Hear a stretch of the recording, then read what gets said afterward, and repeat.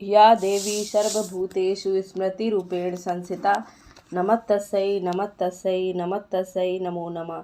जय श्री कृष्णा, राधे राधे, जय माता दी। मैं शोभना वैष्णव आपके अपने YouTube चैनल में आप सभी लोगों का स्वागत करती हूँ। आज मैं आपको दुर्गा सप्तशती का 8वां अध्याय सुनाने जा रही हूँ, जिसमें रक्त बीज का वध के बारे में बताया गया है। कृपया कर ध्यान से सुने। ऋषि बोले, चंड और मुंड नामक दैत्यों के मारे जाने तथा बहुत सी सेना का संहार हो जाने पर दैत्यों के राजा प्रतापी शुंभ के मन में बहुत क्रोध पैदा हुआ और उसने दैत्यों की संपूर्ण सेना को युद्ध के लिए प्रस्थान करने का आदेश दिया। वह बोला, आज उदयुद्ध नाम के 86 दैत्य सेनापति अपनी सेनाओं के साथ युद्ध के लिए कूच करें और कंबू नाम वाले दैत्यों के 84 सेनानायक अपनी अपनी सेनाओं से घिरे हुए यात्रा करें। 50 कोटि वीर्य कुल के और 100 धूम्र कुल के असुर सेनापति मेरी आज्ञा से सेना सहित प्रस्थान करें। कालक, दोहाद्र, मौर्य और कालकेय असुर भी लड़ाई के लिए तैयार हों। मेरी आज्ञा से तुरंत प्रस्थान करें। भयानक शासन करने वाला असुर राज शुंभ इस प्रकार आज्ञा दे सहस्त्रों बड़ी बड़ी सेनाओं के साथ युद्ध के लिए प्रस्थान हुआ।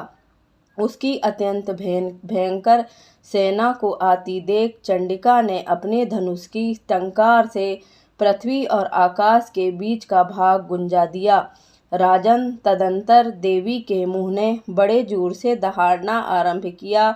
फिर अंबिका ने घंटे की आवाज़ से उस ध्वनि को और भी अधिक बढ़ा दिया। धनुष की टंकार, सिंह की दहाड़ और घंटे की ध्वनि से संपूर्ण दिशाएं गूंज उठी। उसी भयंकर शब्द से काली ने अपने विकराल मुख को और बढ़ा लिया तथा इस प्रकार से विजयनी हुई। उस तुमुल घोष को सुनकर दैत्यों की सेनाओं ने चारों ओर से आकर चंडिका देवी, सिंह तथा काली देवी को क्रोधपूर्वक घेर लिया।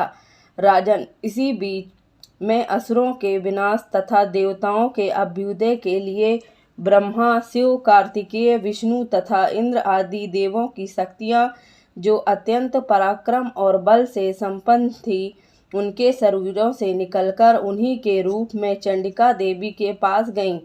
जिस देवता का जैसा रूप, वैसी वेशभूषा और जैसी सवारी है, ठीक वैसे ही साधनों से उत्पन्न हो उसकी शक्ति असुरों से युद्ध करने के लिए आई।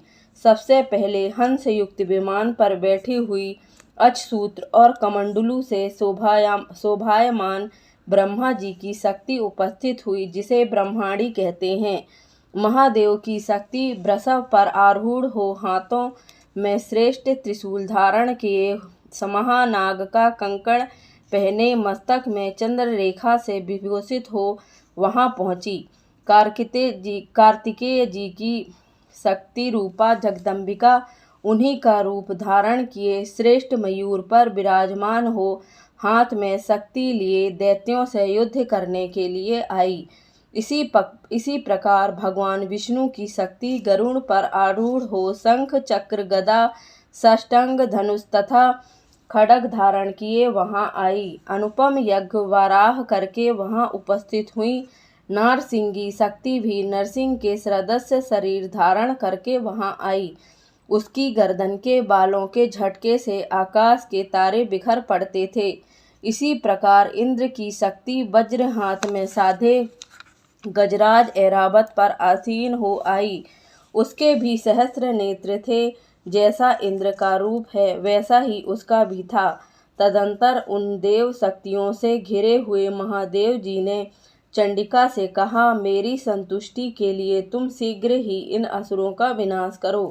तब देवी के शरीर से अत्यंत भयानक और परम उग्र चंडिका शक्ति उत्पन्न हुई, जो सैकड़ों गीदड़ियों की भांति शब्द करने लगी। उस अपराजिता देवी ने धूमिल जटा वाले महादेव जी से कहा, भगवान, आप शुंभ निशुंभ के पास दूध बनकर जाइए और उन अत्यंत घमंडी दानव शुंभ एवं निशुंभ से कहिए, साथ ही उनके अतिरिक्त जो भी दानव युद्ध के लिए वहां उपस्थित हों उनको भी यह संदेश दीजिए, दैत्यों, यदि तुम जीवित रहना चाहते हो तो पाताल को वापस चले जाओ।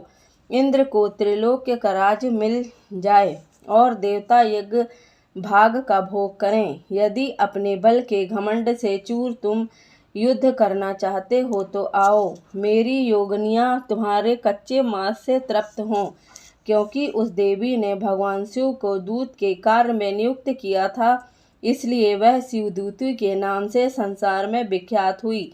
भगवान शिव के मुख से देवी के वचन सुनकर वे महादैत्यवी क्रोध में भर गए और जहाँ कात्यायनी विराजमान थी उस ओर बढ़े। इसके बाद वे दैत्य क्रोध में भरकर पहले ही देवी के ऊपर बाण, शक्ति और दृष्टि आदि अनेकों अस्त्रों की वर्षा करने लगे।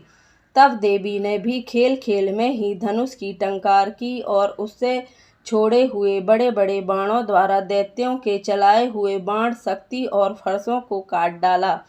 फिर काली उनके आगे होकर शत्रुओं को शूल के प्रहारों से विदीर्ण करने लगी और खट्वांग से उनका कचूमर निकालती हुई रणस्थली में विचरने लगी। ब्रह्मांडी भी जिस ओर जाती उसी ओर अपने कमंडलू का जल छिड़ककर शत्रुओं के ओज और पराक्रम को नष्ट कर देती थीं। महेश्वरी ने त्रिशूल से तथा वैष्णवी ने चक्र से और अत्यंत क्रोध में विहल हुई कुमार कार्तिकेय की शक्ति ने दैत्यों का संहार आरंभ किया। इंद्र शक्ति के प्रहार से आहत हो सैकड़ों दैत्य दानव रुधिर धारा बहाते हुए धराशायी हो गए।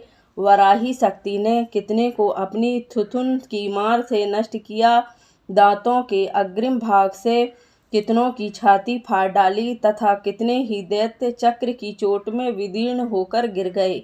नारसिंगी भी दूसरे महादैत्यों को अपने नखों से विदीर्ण करके खाती और सिंहनाद से दिशाओं एवं आकाश को गुंजाती हुई युद्ध क्षेत्र में आवाज विचारने लगी।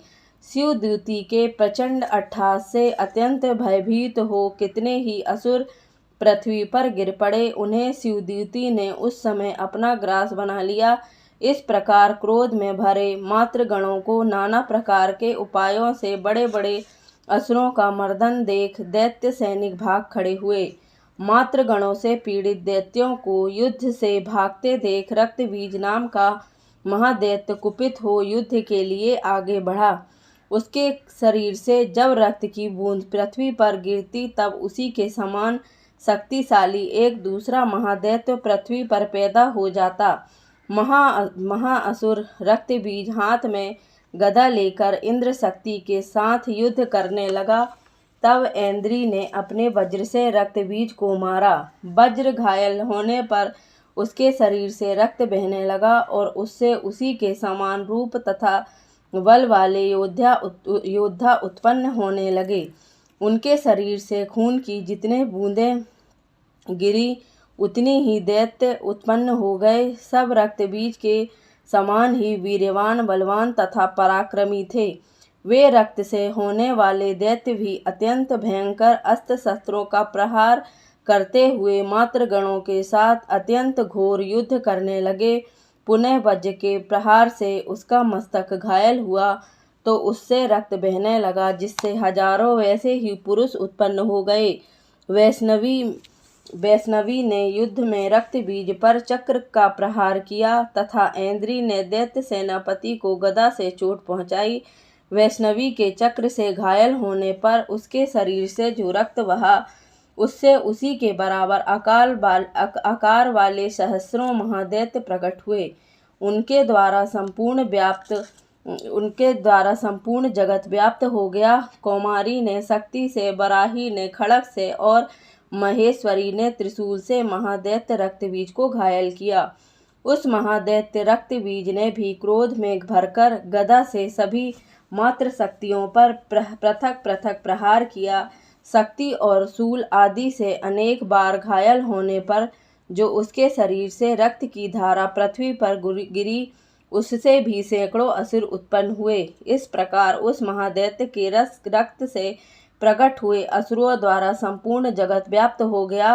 इससे देवता आतंकित हो उठे। देवताओं को उदास देख चंडिका ने काली से शीघ्रता पूर्वक कहा, चामुंडे, तुम अपने मुख को और भी विस्तृत करो तथा मेरे शस्त्रपात से गिरने वाले रक्त बिंदुओं और उनसे उत्पन्न होने वाले महादैत्यों को तुम अपने इस उतावले मुख से खा जाओ।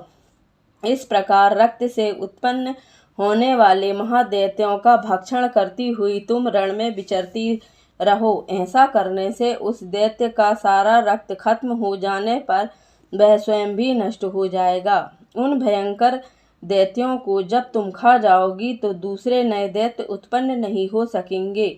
यों कहकर चंडिका देवी ने शूल से रक्त बीज को मारा और काली ने अपने मुख से उसका रक्त ग्रहण कर लिया। तब उसने चंडिका पर गदा का प्रहार किया, किंतु उस गदापात से देवी को तनिक भी वेदना नहीं हुई। रक्त बीज के घायल शरीर से बहुत सा रक्त गिरा, किंतु ज्यों ही वह गिरा त्यों ही चामुंडा ने उसे अपने मुख में ले लिया। रक्त गिरने से काली के मुख में जो महादैत्य उत्पन्न हुए उन्हें भी वह चटकर गई और उसने रक्त बीज का रक्त भी पी लिया। तदंतर देवी ने रक्त बीज को, जिसका रक्त चामुंडा ने पी लिया था, वज्रवाण, खड़ग तथा दृष्टि आदि से मार डाला। राजन, इस प्रकार शास्त्रों के समुदाय से घायल एवं रक्तहीन हुआ महादैत्य रक्त बीज पृथ्वी पर गिर पड़ा। नरेश्वर, इससे देवताओं को अत्यधिक हर्ष की प्राप्ति हुई और मातृगण असुरों के रक्तपान के मद से अद्भुत होकर नाचने लगे। इति रक्तबीज वध नामक 8वां अध्याय समाप्त। अगर आपको मेरे द्वारा बताई गई दुर्गा सप्तशती का 8वां अध्याय अच्छा लगा हो तो कृपया कर लाइक करें, शेयर करें और सब्सक्राइब करें।